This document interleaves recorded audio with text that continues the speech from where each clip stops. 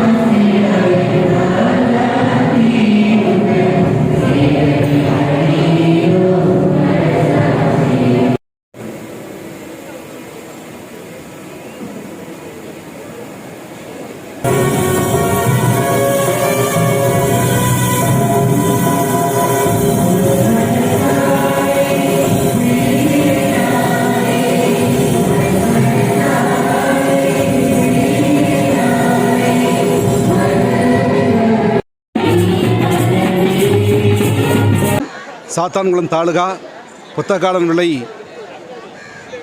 திவ்ய திருக்கல்யாண மாதா திருத்தலம் இந்த நாளிலே அன்னையினுடைய நிச்சயதார்த்த பெருவிழாவை கொண்டாடி மகிழ்கிறது.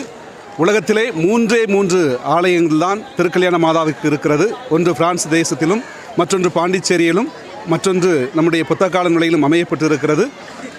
அன்னையினுடைய பக்தர்கள் குறிப்பாக நாடு முழுவதும் இருந்து தமிழகம், கேரளா, மும்பை, பெங்களூர் போன்ற பகுதிகளிலிருந்து திருமண வரம் மற்றும் குழந்தை வரத்திற்காக இந்த திருக்கல்யாண தாயை தேடி வருகிறார்கள். எனவே இந்த திருக்கல்யாண தாயினுடைய திருவிழாவினுடைய முத்தாய்ப்பாக உலகத்திலே வேறு எங்கும் இல்லாமல் தனிச்சிறப்பு வாய்ந்த திருக்கல்யாண தாய்க்கு திருமண அறிக்கை வாசிக்கக்கூடிய ஒரு சிறப்பான சம்பவம் இங்கே தான் நடைபெறுகிறது.